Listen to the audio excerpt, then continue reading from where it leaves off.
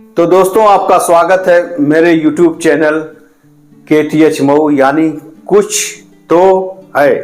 तो दोस्तों, आज खबर फिर करप्शन, भ्रष्टाचार और रिश्वतखोरी से।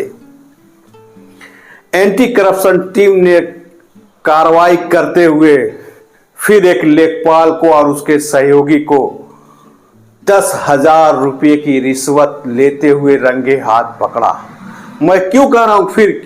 इसलिए कि 6 माह पहले ही एक लेखपाल को मेरठ में ही करप्शन टीम ने, एंटी करप्शन टीम ने पकड़ा था और जेल भेजा था।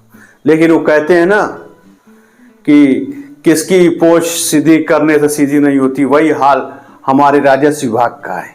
ये अपनी आदत से बाज नहीं आते, ये सबक नहीं लेते और रिश्वतखोरी का जाल यूं ही बिछा हुआ है। ऐसे ही धंधा चल रहा है।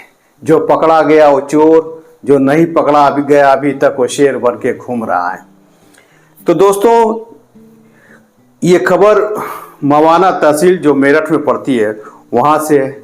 वहां पे एक पक्ष ने अपनी जमीन की पैमाइश कराई। पीड़ित पक्ष जो है, जिसने एंटी करप्शन टीम को शिकायत की थी, उसका आरोप है कि जिस पक्ष की लेखपाल ने पैमाइश की थी उसकी जमीन तालाब में थी, लेकिन लेखपाल ने उससे 5 लाख रुपये रिश्वत घूस लेकर उसकी जमीन तालाब में न दिखाकर तालाब के ऊपर दिखा दी। इस तरह जब तालाब के ऊपर दिखाएगा तो जो पीड़ित पक्ष 2 थे जिन्होंने एंटी करप्शन टीम से शिकायत की थी, तो नापने के वक्त जमीन 5 मंडा तक उनके खेत में घुस गई। यानी जिसने पैमाइश कराई थी, जिसकी जमीन तालाब में थी, उसकी जमीन तालाब में न देकर इनके में दे दिया गया। अब ये लोग परेशान हो गए, इनकी जमीन मतलब कि कम हो गई, कब्जा भी उन्हीं का था। तो बार बार उन्होंने लेखपाल से कहा, एसडीएम क्या शिकायत की, डीएम क्या शिकायत की। तो यह हुआ कि आप भी धारा 24 में पैमाइश करा लीजिए। धारा 24 उत्तर प्रदेश राजस्व संहिता 2006, जब आपको अपने खेत की पैमाइश करानी होती है तो इसके अंतर्गत आप एक मुकदमा एसडीएम न्यायालय में दाखिल करते हैं, जिसकी 1,000 रुपया फीस है और इसके माध्यम से आपकी प्रक्रिया पूरी होते होते पैमाइश की जाती है। तो जिस लेखपाल ने 5 लाख रुपया घूस लेकर जमीन को उल्टा सीधा नापा हो, वो भला जल्दी पैमाइश करेगा? जवाब है, नहीं करेगा। तो वो 2 पीड़ित पक्ष जो थे, जिनकी जमीनें चली गई थी, वो बार बार लेखपाल के पास दौड़ते रहे, लेखपाल के पास दौड़ते रहे।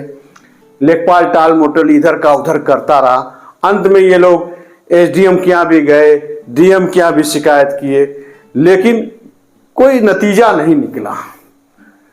लेखपाल क्या फिर गए तो लेखपाल ने इनसे कहा कि ठीक है, हम आपकी पैमाइश कर देंगे, लेकिन दोनों पक्षों से कहा कि मुझको 50-50 हजार रुपये चाहिए, तब मैं पैमाइश करूंगा। अब पीड़ित पक्ष जो 2 थे, उनकी और लेखपाल में बहस उस भी भई। पीड़ित पक्ष ने एंटी करप्शन टीम के यहाँ शिकायत दर्ज कराई। एंटी करप्शन टीम ने मामले को संज्ञान को गंभीरता से लिया, जांच की, पता किया कि मामला कुछ हद तक सही है।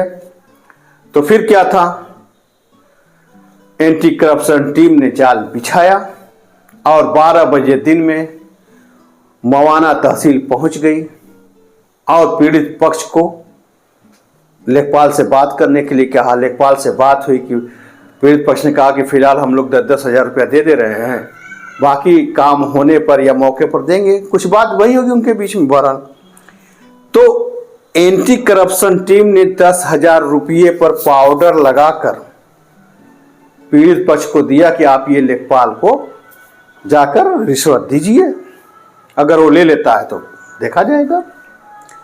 तो पीड़ित पक्षकार लेखपाल के पास गए और उनसे कहा कि सर, मैं पैसा लाया हूं, 10,000 रुपये ले लीजिए।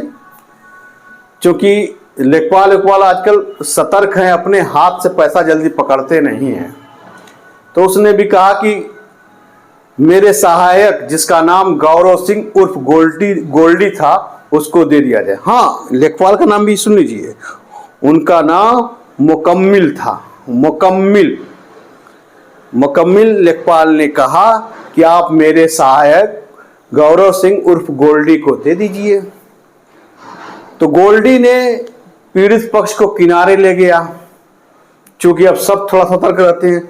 फिर एक टॉयलेट में ले गया, जो तहसील में टॉयलेट था, वहां पे उसने वो 10,000 की रकम पकड़ी, और जैसे ही पकड़ी एंटी करप्शन टीम ने उसको दबोच लिया और फिर लेखपाल को पकड़ने गए। लेखपाल मौके से भागने की कोशिश किए, लेकिन लेखपाल साहब भी पकड़ा गए।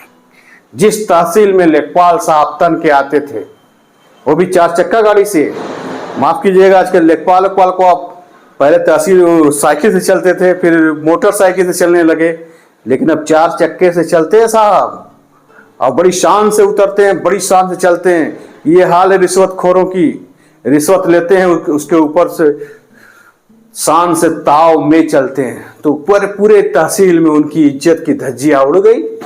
एंटी करप्शन टीम ने कॉलर पकड़ के उनको ले लिया। जल्दी वो बैठ नहीं रहे थे गाड़ी में, एंटी करप्शन टीम ने उनको गाड़ी में बैठाया और ले गए। उनके खिलाफ FIR दर्ज हुई। SDM ने तत्काल लेखपाल साहब को प्रभाव से निलंबित कर दिया। बहरहाल फिर वही सवाल, क्या इसके पहले उस तहसील में करप्शन नहीं होता है या रिश्वत नहीं ली जाती है? क्या फिर नहीं ली जाएगी? इस पे विचार करना होगा। और जो तहसील और भी विभाग के अधिकारी बड़े बड़े हैं, सतर्क हो जाइए, नहीं तो कह रहा हूं, वही शेर फिर कह रहा हूं, राहत इंदौरी का, लगेगी आग तो आएंगे कई घर जद में। शहर में सिर्फ हमारा मकान थोड़े है। तो दोस्तों, जय हिंद। कुछ तो है।